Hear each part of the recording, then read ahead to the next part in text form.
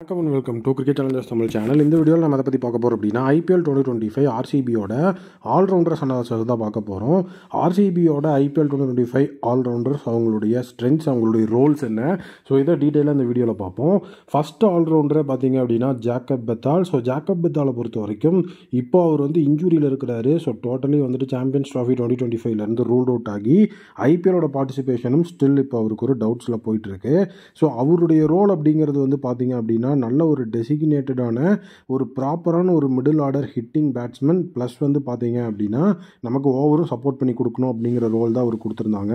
So suppose இப்போ ஒரு விளாடல அப்படின்னா கண்டிப்பாக அவருக்கு அந்த மாதிரியான ரோலில் இருக்கக்கூடிய ஓவர்சீஸ் ஆல்ரவுண்டர்ஸாக நம்ம ரீப்ளேஸ்மெண்ட்டாக பார்த்து எடுக்கணும்.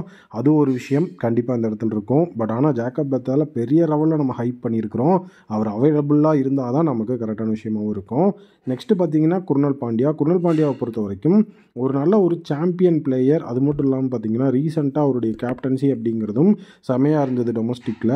ஸோ அவருடைய ரோல் பார்த்தீங்க அப்படின்னா ஸோ நம்மளுடைய ஸ்பின் அட்டாக் அப்படிங்கிறத இந்தியன் ஆரிஜினில் லீட் பண்ணி அந்த இடத்துல கொண்டு போகணும் அப்படிங்கிற ஒரு விஷயம் இருக்குது அவருக்கு. ஸோ ப்ரைமரியாக பார்த்தீங்க அப்படின்னா நல்ல கன்சிஸ்டண்ட்டாக அவருடைய பேட்டிங் அப்படிங்கிறத தாண்டி அவருடைய பவுலிங் தான் அவருக்கு மேஜராக பேசணும்.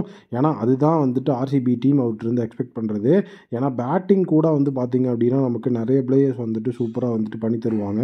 ஸோ குர்னல் பாண்டியா பேட்டிங்கில் ஒரு 100% எஃபர்ட் போடுறாரு அப்படின்னா பவுலிங்கில் 200% எஃபர்ட் போடணும். ஸோ அவருடைய ரோல் அப்படிங்கிறது அந்த மாதிரி தான் டெசிக்னேட்டட் ஆகிருக்கு. ஏன்னா அவரை சுற்றி தான் அந்த ஸ்பின் அட்டாக் அப்படிங்கிறது வரும் அப்படிங்கிறது ஒரு விஷயமா இருக்குது. அதனால் குர்னல் பாண்டியா கண்டிப்பாக பார்த்தீங்கன்னா இந்த ஒரு இடத்துல ஒரு பெரிய ரோல் ப்ளே பண்ண போகிறாரு அப்படிங்கிறது உண்மைதான். நெக்ஸ்ட்டு யாருன்னு பார்த்தீங்கன்னா லியாம் லிவிங்ஸ்டனை பொறுத்த வரைக்கும் இப்போ அவரோட ஃபார்ம் ஆன் அண்ட் ஆஃப் அப்படிங்கிற மாதிரி தான் இருக்குது. ஒரு மேட்ச் அடிக்கிறாருன்னா ஒரு மேட்ச் அடிக்க மாட்டேங்கிறார். இந்த மாதிரி சுச்சுவேஷனில் தான் அவர் சிக்கியிருக்கிறாரு. ஸோ அவர் மேக்ஸ்வெலுக்கு பதிலாக வாங்கப்பட்ட பிளேயர். ஸோ கண்டிப்பாக அந்த ப்ரெஷரே கண்டிப்பாக அவருக்கு இருக்கும். ஏன்னா மேக்ஸ்வெல் எந்த டைப் ஆஃப் பிளேயர், எந்த லெவலுக்கு அவருடைய அந்த ஒரு ரோல் இருக்கும் எல்லாமே நமக்கு தெரியும். ஸோ அப்படி இருக்கும்போது கன்சிஸ்டண்ட்டாக லியாம் லிவிங்ஸ்டன் ஆடினார் அப்படின்னா கண்டிப்பாக அது ஒரு மிகப்பெரிய விஷயமாக பேசப்படும். ஸோ அவரோட ரோல் அப்படின்னா ஸோ கண்டிப்பாக மேக்ஸ்வெலோட இடத்துல அவர் வாங்கப்பட்டதுனால அவரோட பேட்டிங் செம்ம கன்சிஸ்டண்ட்டாக இருந்தாகணும். ஸோ பவுலிங் அப்படிங்கிறது குரூஷியலான லெவலில் அவர் பர்ஃபார்ம் பண்ணி ஆகணுங்கிற சுச்சுவேஷன் அவருக்கு இருக்குது. ஸோ கண்டிப்பாக இந்த ரெண்டையுமே அவர் கண்டிப்பாக பார்த்தாகணும். பட் பேஸ்ட் ஆன் காம்பினேஷன் இப்போ இருக்கிற நியூஸ் படி மேக்ஸ்வெல் ஆடின அந்த ரொம்ப டாப் ஆஃப் த ஆர்டரில் லியாம் லிவிங்ஸ்டன் ஆட வைக்கிறது சரியில்லாத விஷயங்கிற மாதிரி பேசிகிட்டு இருக்கிறதா தெரியுது. ஸோ அதனால் அதையும் கண்டிப்பாக நம்ம கரெக்டாக பார்த்தாகணும். Next player Manoj Pankaj. So Manoj பங்கஜை பொறுத்த வரைக்கும் இப்போ ரீசெண்டாக நல்ல ஒரு டொமஸ்டிக் ரெக்கார்டு வச்சிருக்கிறாரு.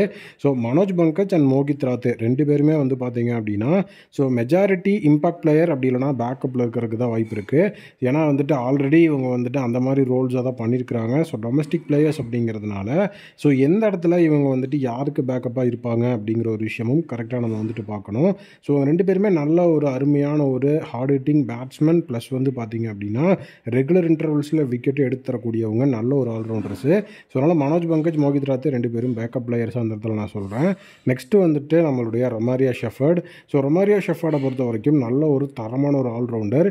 ஸோ இப்போவும் பார்த்தீங்க அப்படின்னா அந்த ஆல்ரவுண்டர் அப்படிங்கிற கேட்டகரியை தாண்டி இவரும் நம்மளுடைய டிம் டேவிடும் நல்ல ஒரு hard hitter of the ball.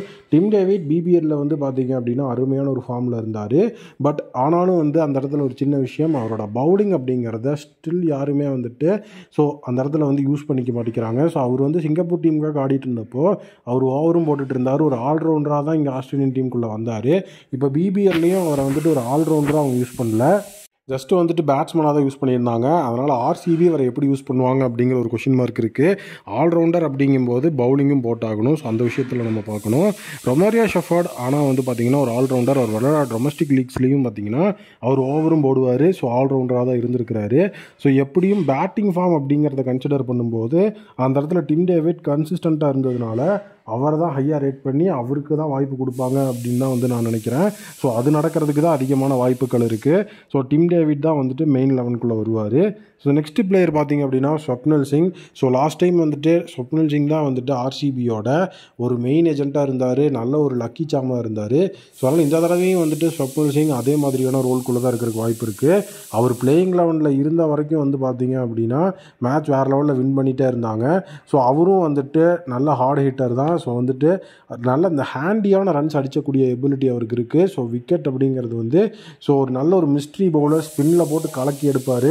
So இந்த மாதிரி விஷயங்கள்லாம் நிறைய ரெகுலர் இன்டர்வல்ஸில் அவர் பண்ணியிருக்கிறதுனால ஸ்வப்னில் சிங் மீண்டும் அதே ரோலை பண்ணுறதுக்கு வாய்ப்பு இருக்குது. ஸோ ஆல்ரவுண்டர்ஸ் அப்படின்னு வந்து பார்க்கும்போது ஸோ கண்டிப்பாக இந்தியன் ஆல்ரவுண்டர்ஸில் ஸ்வப்னில் சிங்லாம் பெரிய லெவலில் இந்த தடவை பெர்ஃபார்ம் பண்ணுவார். லியாம் லிங்ஸ்டன், குர்னால் பாண்டியாவும் அவங்களுடைய ரோல்ஸை வந்துட்டு வேறு லெவலில் பண்ணுறதுக்கான வாய்ப்புகள் இருக்குது, பண்ணி ஆகணும். நீங்கள் என்ன நினைக்கிறீங்க? உங்களுடைய ஆர்சிபியோட ஃபேவரட்டான ஆல்ரவுண்டர் யார் அப்படிங்கிறத கமெண்ட் செக்ஷனில் மறக்காமல் கமெண்ட் பண்ணுங்கள்.